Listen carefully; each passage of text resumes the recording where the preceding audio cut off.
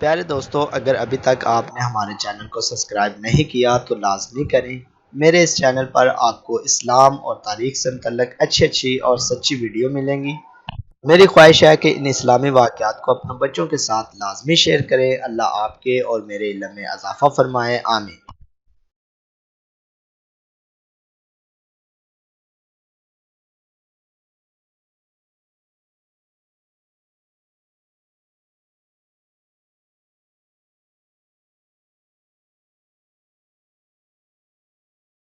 بسم اللہ الرحمن الرحیم۔ اصحاب الخدود کے مظالم۔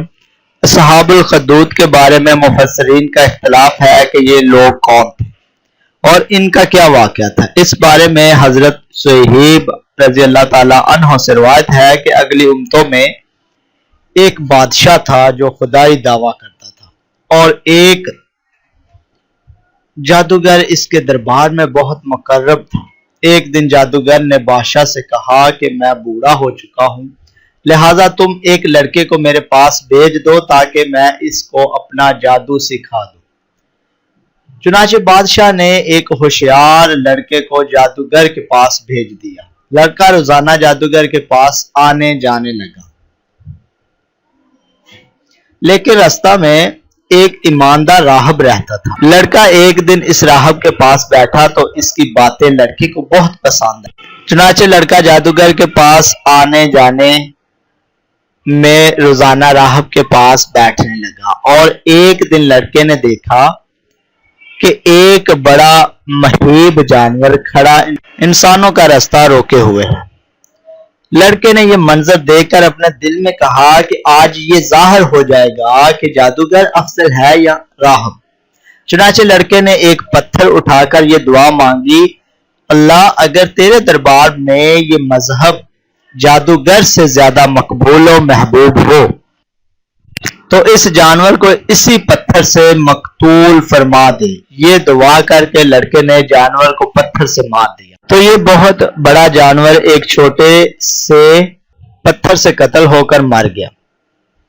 لوگوں کا راستہ کھل گیا۔ لڑکے نے راہب سے یہ پورا واقعہ بیان کیا تو راہب نے کہا کہ اے لڑکے، خدا کے دربار میں تیرا مرتبہ بلند ہو گیا ہے، لہٰذا اب ان قریب تجھے امتحان میں ڈالا جائے گا، اس لیے کسی کو میرا پتہ نہ بتا اور امتحان کے وقت صبر کرنا۔ اس کے بعد یہ لڑکا اس قدر صاحب کرامت ہو گیا کہ اس کی دعاؤں سے مادرزاد اندھے اور کوڑی شفا پانے لگے۔ رفتہ رفتہ بادشاہ کے دربار میں اس کا چرچا ہونے لگا تو بادشاہ کا ایک بہت مقرب ہم نشین جو اندھا ہو گیا تھا اس لڑکے کے پاس بہت سے ہدیہ اور تحائف لے کر حاضر ہوا۔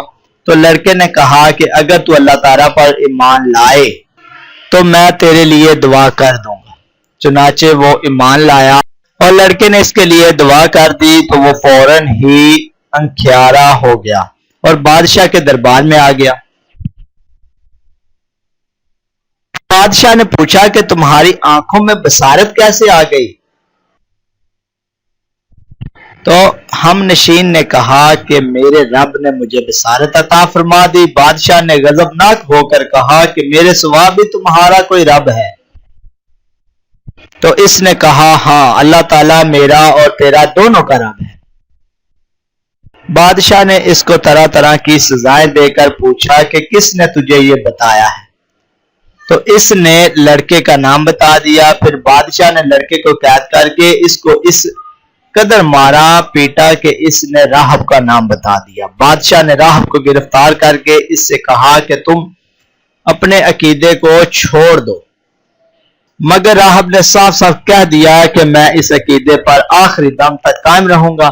یہ سن کر بادشاہ آگ بگولا ہو گیا اور اس نے راہب کے سر پر آرا چلوا کر اس کو 2 ٹکڑے کر دیا۔ اس کے بعد بادشاہ نے اپنے مقرب ہم نشین کے سر پر بھی آرا چلوا دیا۔ پھر لڑکے کو سپاہیوں کے سپرد کیا اور حکم دیا کہ اس کو پہاڑ کی چوٹی پر چڑھ کر اوپر سے نیچے لڑکا دو۔ لڑکے نے پہاڑ پر چڑھ کر دعا مانگی تو ایک زلزلہ آیا اور بادشاہ کے سپاہی زلزلے کے جھٹکوں سے ہلاک ہو گئے، اور لڑکا سلامتی کے ساتھ پھر بادشاہ کے سامنے آ کر کھڑا ہو گیا۔ پھر بادشاہ نے غیظ و غضب میں باہر حکم دیا کہ اس لڑکے کو کشتی پر بٹھا کر سمندر میں لے جاؤ اور سمندر کی گہرائی میں لے جا کر اس کو سمندر میں پھینک دو۔ چنانچہ بادشاہ کے سپاہی اس کو کشتی میں بٹھا کر لے گئے۔ پھر جب لڑکے نے دعا مانگی تو کشتی غرق ہو گئی اور سب سپاہی ہلاک ہو گئے، اور لڑکا صحت و سلامتی کے ساتھ بادشاہ کے سامنے آ کر کھڑا ہو گیا اور بادشاہ حیران رہ گیا۔ لڑکے نے بادشاہ سے کہا کہ اگر مجھ کو شہید کرنا چاہتے ہو تو اس کی صرف ایک ہی صورت ہے کہ مجھ کو سولی میں لٹکا کر اور یہ پڑھ کر تیر مار کے میں شہید ہو جاؤں۔ چنانچہ اسی ترکیب سے بادشاہ نے اس لڑکے کو تیر مار کر شہید کر دیا۔ یہ منظر دیکھ کر ہزاروں کے مجمع نے بلند آواز سے یہ اعلان کرنا شروع کر دیا کہ ہم اس لڑکے کے رب پر ایمان لائے۔ بادشاہ غصے میں بکھلا گیا اور اس نے گڑھا کھدوا کر اس میں آگ جلوائی۔ جب آگ کے شعلے خوب بلند ہونے لگے تو اس نے ایمانداروں کو پکڑوا کر اس آگ میں ڈالنا شروع کر دیا، یہاں تک کہ 77 مومنین کو اس نے آگ میں ڈالا۔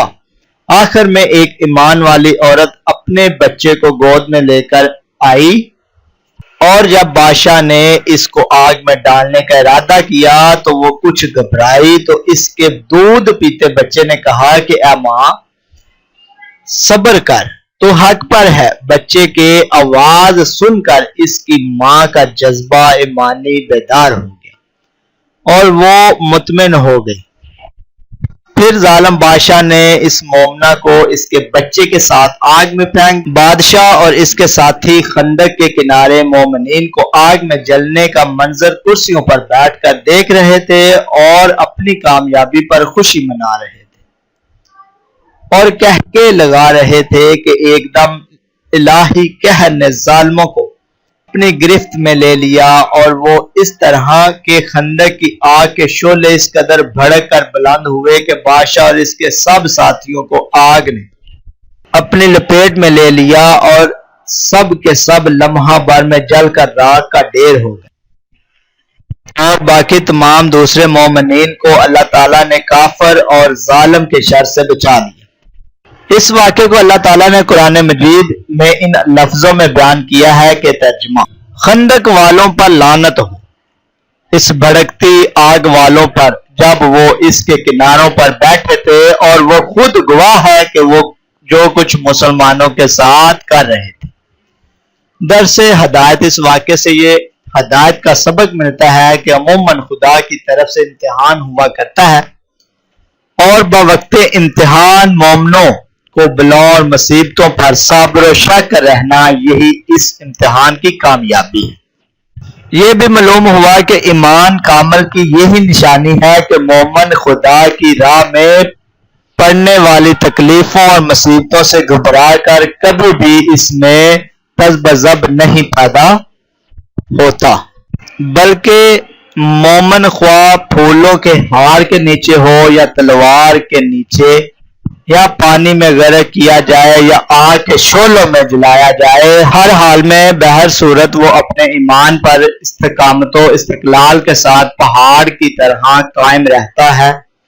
یہ وہ سعادت عظمی ہے کہ جس کو نصیب ہو جائے اس کی خوشبختیوں کی معراج ہو جاتی ہے، اور وہ خدا اور رسول کی بارگاہ میں وہ قرب حاصل کر لیتا ہے کہ آسمانوں کے فرشتے اس کے اعلیٰ مراتب، سربلندیوں اور مداح اور ثنا خواں بن جاتے ہیں۔